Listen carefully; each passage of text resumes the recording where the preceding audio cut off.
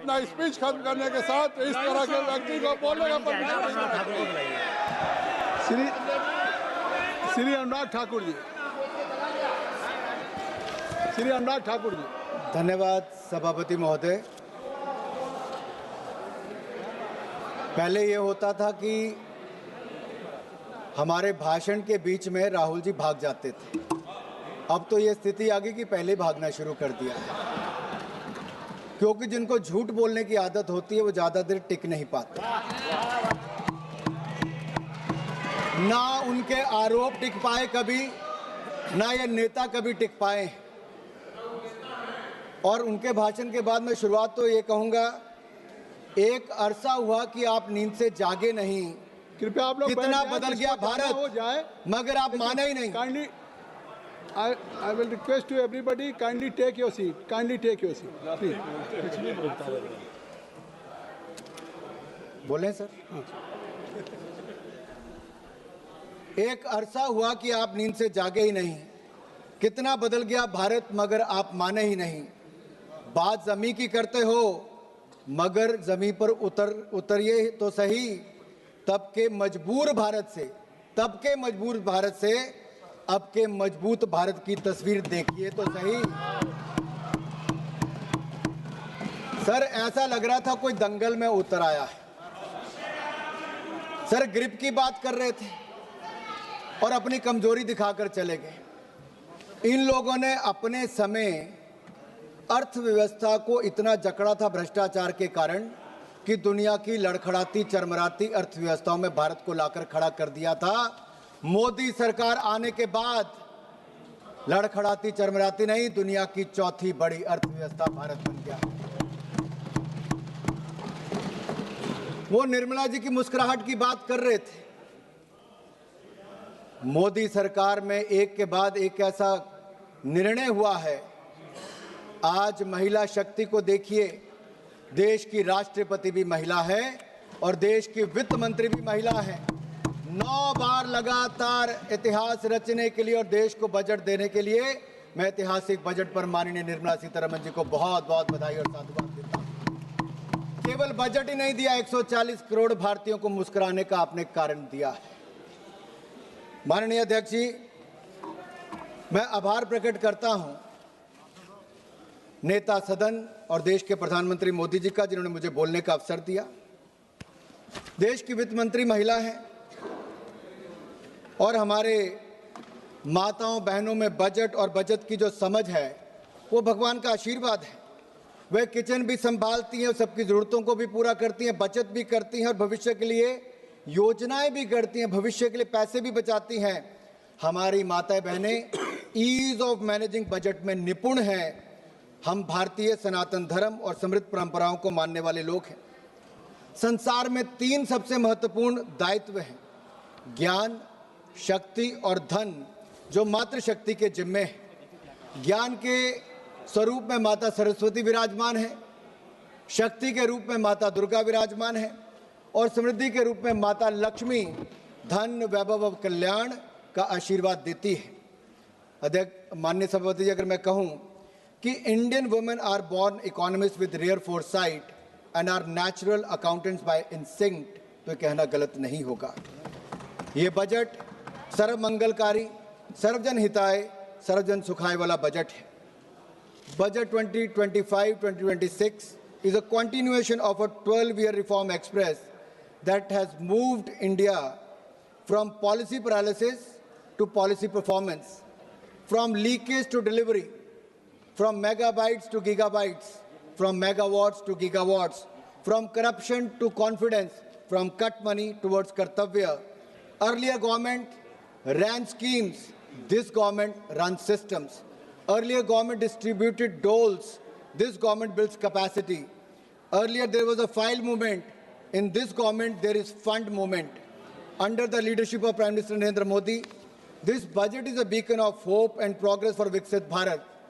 It is aptly a grains to gigabytes, from Jan Vishwas to Jan Kalyan budget, transitioning India from traditional agriculture, that is grains, twinned with digital future, that is gigabytes, rooted in public trust, that is Jan Vishwas, and delivering universal welfare, that is Jan Kalyan. This is not just a physical document, sir. It is a roadmap for inclusive growth, fiscal prudence and national rejuvenation. Budget में सबका जिक्र भी है और सबका फिक्र भी है।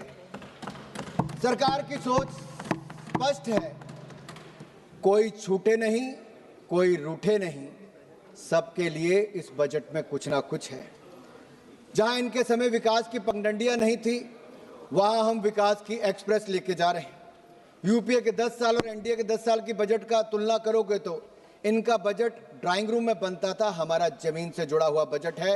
इनका बजट पॉलिटिकल डॉक्यूमेंट था, मोदी सरकार का बजट सबकी भागीदारी वाला नेशनल मिशन है। जब हम बजट निर्माण पर चर्चा करते हैं तो किचन से लेकर कारखाने तक, गांव से लेकर शहर तक सबकी आकांक्षाओं को शामिल करते हैं। मोदी सरकार के 4 आयाम, गरीब, महिला, युवा और किसान। इसका मतलब है युवा की उड़ान, महिला का सम्मान और सशक्तिकरण, गरीब का उत्थान और किसानों की समृद्धि की प्रगति, ये 4 प्रमुख स्तंभ हैं। ये बातों का बजट नहीं, ये वादों का बजट नहीं, ये विश्वास और नवाचार का बजट है। ये विकसित भारत का बूस्टर डोज होने वाला बजट है।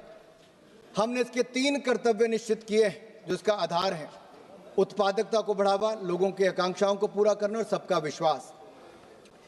इन 3 कर्तव्यों के निर्वहन के लिए जरूरी है माननीय सभापति जी, हम स्ट्रक्चरल रिफॉर्म्स की गति को बरकरार रखें, इसे और भी अडेप्टिव और फॉरवर्ड लुकिंग बनाएं।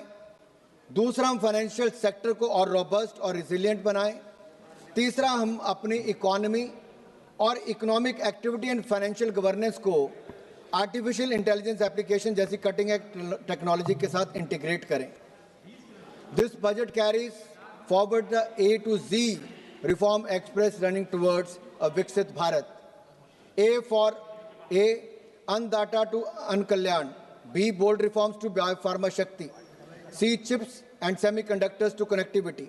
D, drones to digital India and defense modernization. E, education excellence to electronics and energy independence. F, fiscal prudence to fintech revolution. G, Garib Kalyan to G, Gram G and GST reforms. H, health revolution to housing for all. I, innovation to infrastructure and IT revolution and income tax reforms.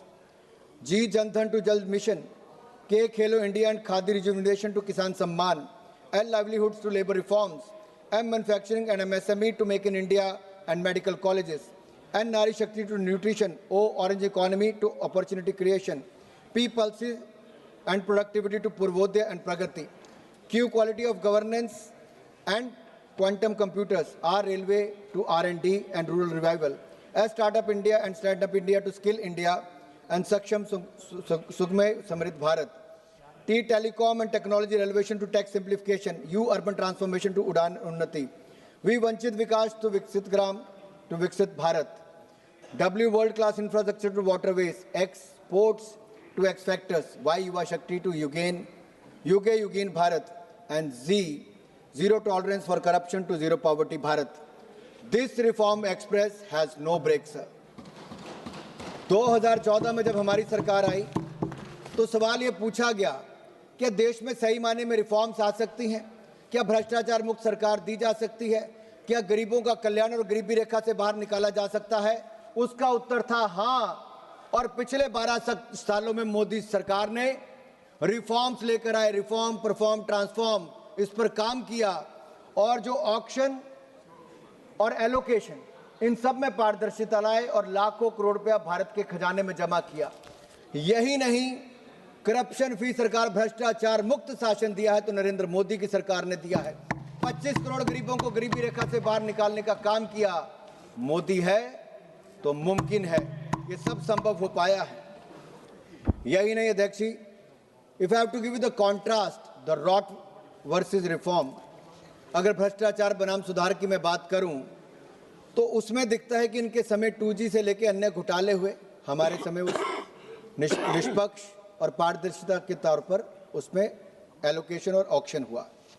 Capital expenditure UPA के 10 साल में कुल मिला के 14 लाख करोड़ खर्च हुए। मोदी जी और निर्मला सीतारमण जी ने इसी साल पब्लिक कैपिटल एक्सपेंडिचर 12,20,000 करोड़ एक ही साल में दिया है और पिछले 12 सालों में 66 लाख करोड़ से ज्यादा दिया। यही नहीं, एग्रीकल्चर बजट इनके समय 27,000 करोड़ था, जो बढ़कर 1,67,261 करोड़ हुआ है। पर कैपिटा इनकम इनके समय 74,000 करोड़ थी, आज बढ़कर 2,05,000 करोड़ हुई। गरीबी दर इनके समय 30% थी, जो आज कम होकर 11% हुई। महिलाओं की बात करते हैं, हमने तो महिलाओं के लिए 33% आरक्षण दिया, तो नरेंद्र मोदी जी ने आकर दिया, जो पहले कोई नहीं कर पाया। और यहां पर निर्मला जी ने बजट में, जेंडर बजट में 5 लाख करोड़ रुपए का प्रावधान किया है, जो आज तक का सबसे ज्यादा है। देश की महिलाओं की ओर से मैं मोदी जी और निर्मला जी का बहुत बहुत आभार प्रकट करता हूं। वुमेन लेबर फोर्स इनके समय 23% थी, आज बढ़कर वो 42% हो गई है। लगातार महिलाओं की भूमिका बढ़ रही है, लेकिन राहुल जी की कांग्रेस में महिलाओं की भूमिका ये बढ़ी कि अपने परिवार के सदस्य को तो वहीं खड़े रहने दिया, बाकी महिलाओं को लंबी कतार बनाकर वेल में भेज दिया और वेल से प्रधानमंत्री जी के घेराव करने में भेज दिया कि अगर निष्कासन हो तो राहुल जी चाहते बाकी महिला सांसदों का हो, उनके परिवार पर कोई ऐसा आरोप न लगे। यही नहीं, अगर मैं कुछ बातें आपको इस पे करूं तुलनात्मक के रूप में, यूपीए की सरकार में 2013-14 में डिफेंस का बजट था 1,45,000 करोड़, आज बढ़कर 7,50,000 करोड़ से ज्यादा हुआ। देश को सुरक्षित करने के लिए और आत्मनिर्भर करने के लिए मोदी सरकार ने डिफेंस में रिकॉर्ड बजट दिया है। ग्रामीण विकास के लिए 4 गुना ज्यादा बजट दिया पहले से। इसी तरह से एग्रीकल्चर में 27,000 करोड़ इनके समय बजट था एक साल का, आज 1,62,671 करोड़ है। एनर्जी की बात करते थे राहुल जी, 17,500 करोड़ रुपए आपके समय बजट था, आज 1,09,029 करोड़ रुपया बजट है। स्वास्थ्य आपके समय हाफ रहा था, क्योंकि केवल 37,000 करोड़ रुपए आपके समय बजट था, आज 1,04,599 करोड़ रुपया बजट मोदी सरकार में है। शहरी विकास 24,000 करोड़ आपके समय बजट था, आज 85,552 करोड़ रुपया बजट है। सोशल वेलफेयर, सामाजिक क्षेत्र में आप केवल 6,225 करोड़ देते थे, हमने 62,362 करोड़ रुपया दिया है। इनके समय अर्थव्यवस्था हाँफ रही थी, लेकिन फिजिकल प्रूडेंस क्या होता है हमने कह के किया। 4.5% हमने कहा था फिजिकल डेफिसिट होगा। मैं बधाई देता हूं निर्मला जी को, 4.5 नहीं 4.4% आपने अचीव किया है, आप बधाई के पात्र हैं। और अगले साल के लिए आपने 4.3% उसका तय किया है। यही नहीं अध्यक्ष जी, पिछले साल 50.65 लाख करोड़ का बजट था, इस बार उसमें 5.6% वृद्धि करके 53,47,000 करोड़ रुपए का बजट रखा है, उसके लिए मैं आपको साधुवाद देता हूं। 12 सेक्टरों पर आपने प्रमुखता फोकस किया है, बैंकिंग, आर्टिफिशियल इंटेलिजेंस और टेक्नोलॉजी, उद्योग, स्वास्थ्य, शिक्षा, महिला, पर्यटन, कृषि, रक्षा, ऊर्जा, रेलवे और परिवहन। अब मैं पहला बैंकिंग पर आता हूं। ये जो ग्रिप की बात राहुल गांधी कर रहे थे ना साहब, ये ऐसी ग्रिप इन्होंने बैंकिंग सेक्टर पर लगाई थी कि 12 में से 11 बैंक पीसीए फ्रेमवर्क में थे। यूपीए सरकार में हमारी सरकार आई, मोदी जी 5R रिफॉर्म्स लेकर आए। हमने पिछले 10 सालों में 10 लाख करोड़ की बैड लोन रिकवरी की है, 10 लाख करोड़ रुपए की बैड लोन रिकवरी की है। और इस साल हमारे बैंक 2 लाख करोड़ रुपए से ज्यादा मुनाफा कमाने वाले, अपने आप में रिकॉर्ड है। यही नहीं, अगर मैं जीएनपी की बात करूं, ग्रॉस नॉन परफॉर्मिंग एसेट की, अटल जी जब सरकार में आए तो 16% था, उन्होंने कम करके उसको 7.6% किया। यूपीए की सरकार में वापस बढ़ के 12.3% हो गया। हमारी सरकार में, मोदी सरकार में उसको कम करके 2.31% पे लाए हैं। ये रिकॉर्ड है साहब। अब डिपॉजिट और क्रेडिट की मैं बात करता हूं। यूपीए की सरकार में 88 लाख करोड़ रुपया पैसा जमा बैंकों में हुआ, हमारे समय 2,32,000 करोड़ रुपया पैसा जमा हुआ। इनके समय क्रेडिट 67 लाख करोड़ दिया, हमारे समय 1,81,000 करोड़ दिया। सर, ये पॉलिसी पैरालिसिस इनके समय था, हमारे समय पॉलिसी परफॉर्मेंस है। राहुल जी आर्टिफिशियल इंटेलिजेंस और डेटा की बात कर रहे थे। दुख की बात तो यह है सर सब्जेक्ट कुछ और होता है, बोलते किसी और पे। इनका तो ज्ञान भी नर्सरी क्लास से शुरू करवाना पड़ेगा। इनको ट्रेड एंड कॉमर्स और फाइनेंस में ही अंतर नहीं पता। राष्ट्रपति भाषण पे क्या चर्चा करनी और बाकी का कहना वो राहुल गांधी जी को नहीं पता। सर, हार की नफरत इतनी हो गई है कि सदन के नियमों से नफरत है, स्पीकर से नफरत है, संवैधानिक संस्थाओं से नफरत है, देश के प्रधानमंत्री से नफरत है और अब तो भारत से नफरत शुरू हो गई है इनको। और मन घड़ंत आरोप लगाते हैं साहब। और ऐसी नफरत हो गई है कि 95 चुनाव इनके नेतृत्व में कांग्रेस पार्टी हारी और अगले 3-4 महीनों में सेंचुरी लगाने वाली है हार की।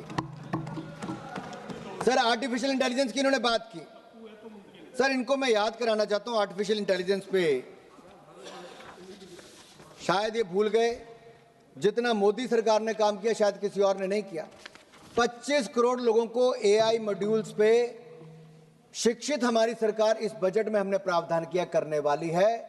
समय से पहले उनको तैयार करना चाहती है। एआई एनेबल्ड नेशन हम बनाना चाहते हैं।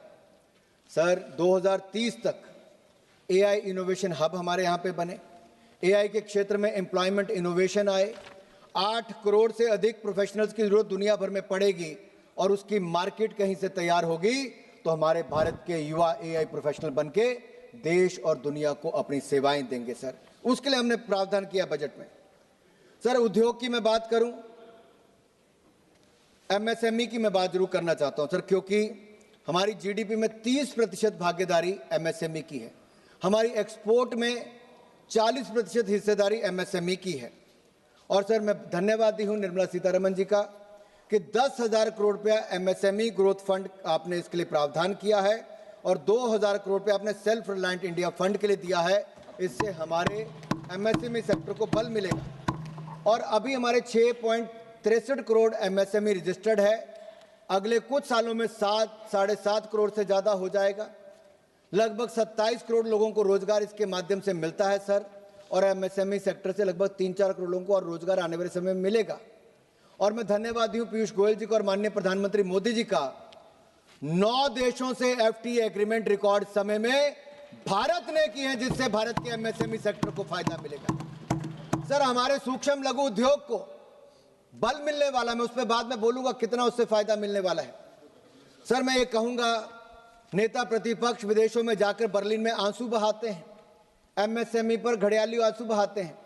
सही मायने में वो भारत को नीचा दिखाना चाहते थे। सर, इनकी सरकार में एमएसएमई को कितना लोन मिला? 12 लाख करोड़ रुपया। मोदी सरकार में 30 लाख करोड़ रुपया हमने बैंकों से दिलाया। इनके समय लोन लेने में 59 महीने लगते थे। हमारे समय 59 महीने नहीं, 59 मिनट में लोन जारी कर दिया जाता है, पैसा दे दिया जाता है। पब्लिक सेक्टर एंटरप्राइजेज में हमने 25% प्रोक्योरमेंट एमएसएमई सेक्टर से करने की बात कही।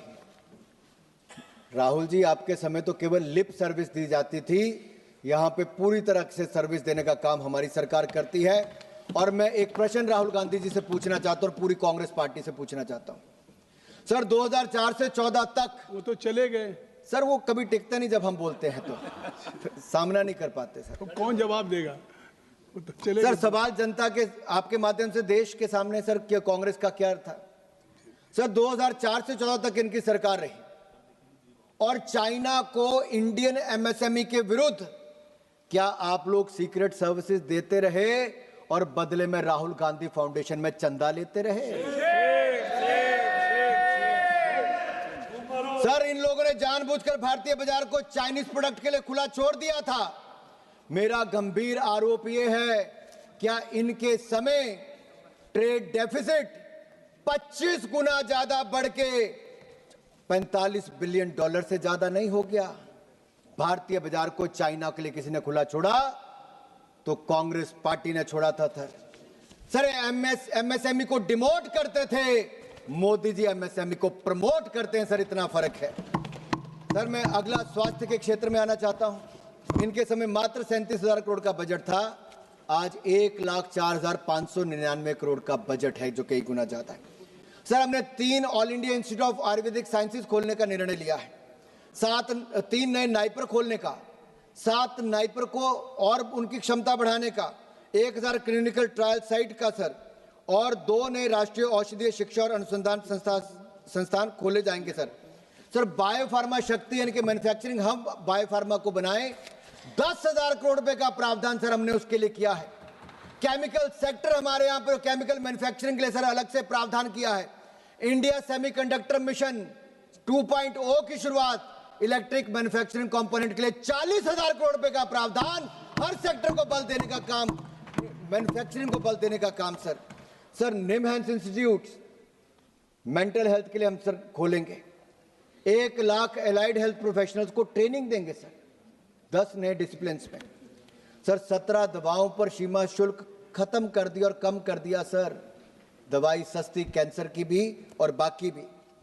सर मैं यही कहूंगा इनके समय, सर मैं 20 मिनट और लूंगा सर, अभी मेरा 1 घंटे का टाइम है सर। पार्टी के तरफ से 18 लोग जी सर इनके समय सर 60 साल राज किया, केवल 2 एम्स बने। मोदी सरकार ने 10 साल में 16 नए एम्स खोलने का काम किया है सर ये मेडिकल कॉलेजेस की बात अखिलेश जी कर रहे थे, 387 मेडिकल कॉलेज थे सर, आज 760 हो गए। 50,000 MBBS की सीटें थी, आज 1,20,000 हो गई।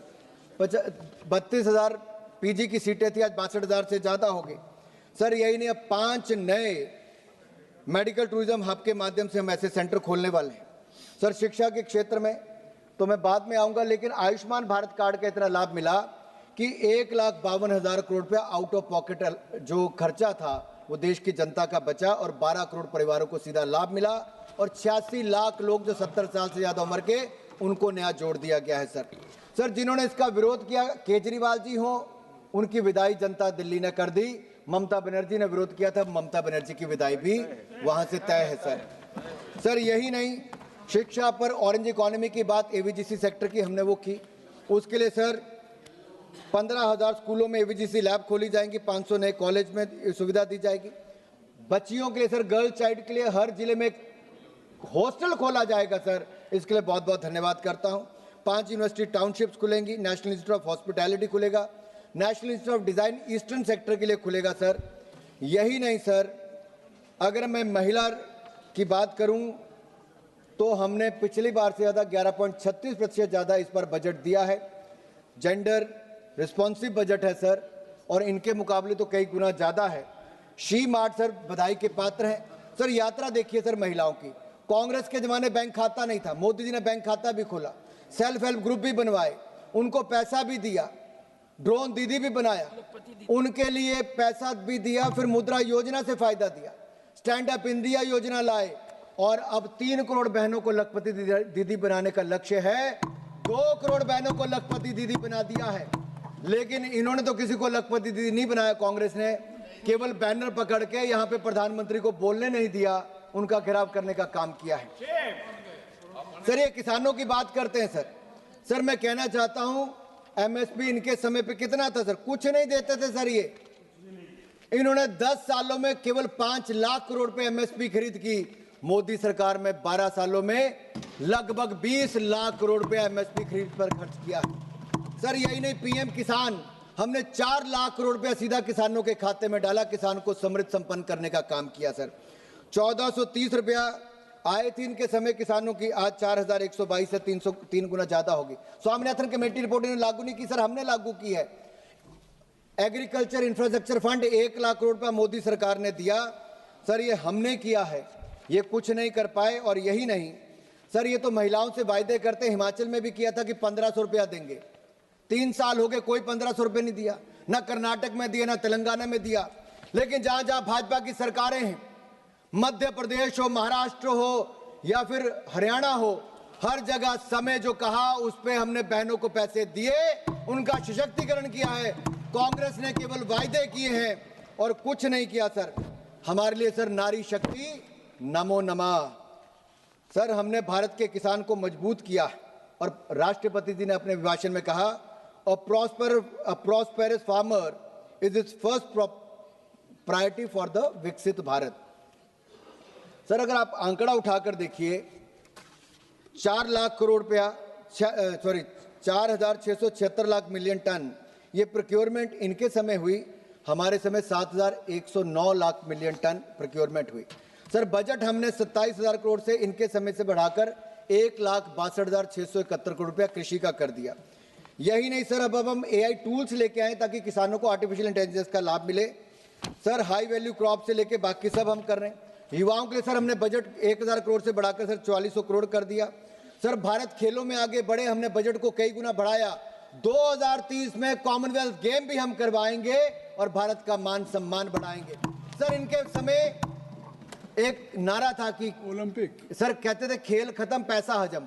सर कांग्रेस के समय कॉमनवेल्थ के खेल से पहले पैसा हजम ये लोग करके थे सर, इतना भ्रष्टाचार किया था। अब आप ओलंपिक करेंगे। सर ओलंपिक भी करेंगे सर, 2036 में करेंगे। और यही नहीं सर, मैं एक यहां पे कहना चाहता हूं सर, देश की सुरक्षा की बात आई सर, 3-4 मिनट में खत्म कर रहा हूं। सर देश की सुरक्षा का बजट सर 7,60,000 करोड़, जहां ये आखिरी बजट के 7,85,000 करोड़ रुपया, क्योंकि आप minister of state for defence साथ में बैठे हैं। सर इनके समय आखिरी गांव कहा जाता था सीमा के विलेज, मोदी सरकार ने उसको फर्स्ट विलेज और वाइब्रेंट विलेज बनाने का काम किया, सड़कों से जोड़ने का काम किया, नॉर्थ ईस्ट के राज्यों को रेल से जोड़ने का काम किया, हवाई पट्टियां बना दी सर। और यही नहीं, डिफेंस मैन्युफैक्चरिंग इंडिया में किया सर। इनके समय क्या था सर, 30,000 करोड़ नहीं होता था, हमने 1,20,000 करोड़ रुपया डिफेंस मैन्युफैक्चरिंग किया। इनके समय 862 करोड़ रुपए का एक्सपोर्ट था, हमारे समय 26,000 करोड़ रुपए पिछले साल एक्सपोर्ट किया। सर यही नहीं, जब ऑपरेशन सिंदूर हुआ तो हमारी ब्रह्मोस मिसाइल हो या आकाश डिफेंस सिस्टम हो, पाकिस्तान की जो हवाई पट्टियां थी उनको बैलगाड़ी चलने के लायक भी नहीं छोड़ा सर। सर होम मिनिस्ट्री का बजट लगातार बढ़ाया। मैं बधाई देता हूं अमित भाई शाह जी को और मोदी जी को। आज नक्सलवाद माओवाद भारत में अपनी आखिरी सांसें गिन रहा है। मार्च इसी साल तक सर नक्सलवाद जड़ से मुक्त कर देंगे सर, ये हमारा प्रण है सर। सर यही नहीं सर, अभिषेक बनर्जी जी कह रहे थे कि बंगाल को कुछ नहीं दिया, फिर कहते हैं अच्छा, जब हमने कहा कि डंकुनी से लेकर सूरत के लिए, डंकुनी से लेकर सूरत के लिए फ्रेट कॉरिडोर अनाउंस किया। सर ये किसने किया? हमने किया। लेकिन सर मैं बंगाल की बात इसलिए करना चाहता हूं, वहां के लोगों से आवास योजना हो, प्रधानमंत्री आवास योजना, आयुष्मान भारत योजना हो या फिर मनरेगा हो, इसमें कट मनी की खुली छूट ये इस समय की ममता बनर्जी सरकार ने दिया। सर मैं आपके सामने ये देखिए सर क्या हालत है सर बंगाल की कर दी है। सर ये चार्ट बड़ी स्पष्ट दिखाता है किन किन को पैसा ममता बनर्जी की सरकार दे रही है sir. Sir science and technology 82 crore, youth services 800 crore, IT industry and commerce 1483 crore, लेकिन माइनॉरिटी और मदरसों को 5713 करोड़ रुपया सर। 10 डिपार्टमेंट को मिला के जितना पैसा नहीं सर, ये तुष्टिकरण की राजनीति कर रहे हैं सर। यही नहीं सर, इनके नेता पकड़े गए एक के बाद दूसरा मिनिस्टर। सर मैं नाम नहीं लूंगा क्योंकि नियम के अनुसार नहीं, नेता प्रतिपक्ष नियम नहीं मानते, क्योंकि कहने के LOP हैं, लेकिन शायद वो समझते नहीं LOP का मतलब लीडर ऑफ ऑपोजिशन नहीं, उनको लगता है leader opposing parliament, leader opposing Bharat बन गए सर। सर जब भी बाहर जाते हैं सर ऐसा करते हैं। अब कृपया समाप्त करें। बस सर 3 मिनट में सर खत्म कर। 3 मिनट तो पहले सर रेलवे और सड़क के लिए सर 6 लाख करोड़ रुपए प्लीज समाप्त करें। दिया है। प्लीज समाप्त। और सर यही नहीं सर, इनके समय ये फर्श पर हमारी अर्थव्यवस्था को छोड़ गए थे, आज उसको अर्श तक ले जाने का काम किया है। हमारा और आपका कोई मेल नहीं हो सकता और सरकार चलाना कोई बच्चों का खेल नहीं है। राहुल जी कह रहे थे कि हम लोग नेगोशिएशन का मौका दो। सर इन्होंने तो बगैर नेगोशिएशन के सर जब डोकलाम की घटना हुई सर हमारी सेना के जवानों के साथ डिफेंस मिनिस्टर सर सीमा पर गए, प्रधानमंत्री सीमा पर गए, लेकिन राहुल गांधी बंद कमरे में चीनी डिप्लोमेट के साथ क्या कर रहे थे sir? Rahul Gandhi foundation, Rajiv Gandhi foundation के लिए पैसा जुटा रहे थे। सर आज हम विश्व की चौथी बड़ी अर्थव्यवस्था है सर। सर ये भारत के लिए गर्व की बात है सर, मुस्कुराने की बात है, उल्लास का क्षण है सर। लेकिन सवाल ये खड़ा होता है राहुल गांधी लास्ट टाइम कब मुस्कुराए? सर मैं आपसे पूछता हूं, आपसे तो नहीं पूछ सकता सर, लेकिन आपके माध्यम से बाकियों से पूछता हूं। राहुल गांधी लास्ट टाइम मुस्कुराए 31 जुलाई 2025 को 4:20 पे, 4:20 पे। नहीं, मैं उनको 420 नहीं कह रहा भाई, मैंने उनको 420 नहीं कहा सर, मैंने नहीं कहा सर, मैंने कहा 4:20 पे 31 जुलाई को। सर कैसे? सर जब भारत ने किसी देश के आगे झुकने से मना कर दिया, किसी ने भारत को तलखी में डेड इकोनॉमी कह दिया और इन्होंने हाथों हाथ ले दिया सर, और खुशी में सर ये कह दिया सर भारत डेड इकोनॉमी नहीं, भारत डोमिनेटिंग इकोनॉमी है, डोमिनेटिंग इकोनॉमी है। सर मैं ये कहूंगा सर 7% से ज्यादा की दर से सर हम लोग बढ़ रहे हैं सर। हमने 9 देशों से सर FTA कर लिया सर।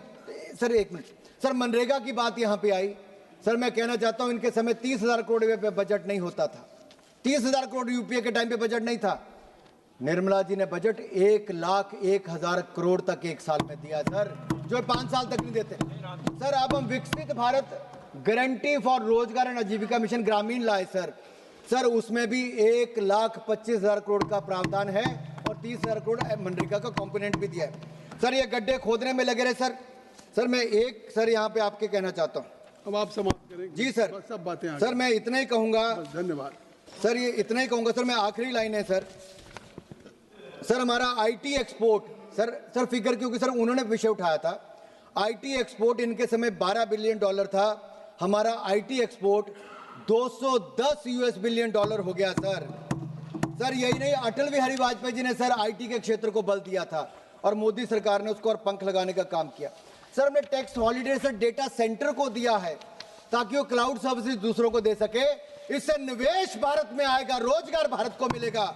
इसका विरोध राहुल गांधी जी करते सर। यही नहीं सर, आखिरी 1 मिनट सर मैं आपका ले रहा हूं सिर्फ सर, जो लंबी लंबी बातें करते थे सर, विज्ञान की परीक्षा में गणित के सवाल लगाता रहा और इसी नासमझी में चुनाव दर चुनाव हारता रहा है सर। इनकी हाल है आपकी बात सर, इनको लगता है सर कि वोट चोरी का आरोप लगाते हैं सर। मैं ये कहता हूं वोट चोरी नहीं सर, लोगों ने चोरों को वोट देना बंद कर दिया, चोरों को वोट देना बंद कर दिया सर। मैं आखिरी ये कहूंगा सर ये आखिरी लाइन सर, आखिरी लाइन है सर, इतना ही कह रहा हूं सर। मुझे तो लगता है सर इनकी प्रोग्रामिंग अंकल सैम और अंकल सोरोस ने किया है। जितनी चाबी भरी सैम ने उतना चले खिलौना। इनमें अंकल सैम का सिम कार्ड और सोरेस का सॉफ्टवेयर है, उधर से टाइप होता है और इधर से टेलीकास्ट होता है सर। ये कुछ विजिबल इनविजिबल ताकतें पीछे पड़ी हुई सर। सर ये आखिरी थैंक यू के फ्रांसिस जॉर्ज Sir, बात धन्यवाद आप। so the Honorable Finance Minister in the budget speech spoke. Can I? आखिरी लाइन क्या है? आखिरी लाइन क्या है? 1 minute Sir, keeping the Honorable Finance Minister in the budget speech, sir. 1 minute, क्या आखिरी लाइन बोल दीजिए प्लीज सर। मैं यही कहूंगा, ये बजट आत्मनिर्भर भारत, इंफ्रास्ट्रक्चर क्रांति, हाईटेक मैन्युफैक्चरिंग, सेवा क्षेत्र नेतृत्व, स्वास्थ्य सुधार, महिला और युवा सशक्तिकरण और समावेशी विकास का विजन बजट है। इसके लिए जितना साधुवाद और बधाई माननीय प्रधानमंत्री मोदी जी के नेतृत्व को और माननीय निर्मला सीतारमण जी को वित्त मंत्री के रूप में दी जाए उतनी कम है। हमारा देश अगले 25 सालों तक लगातार सबसे तेजी से बढ़ने वाली है। Thank you, sir. So the Honorable Finance Minister in the budget speech.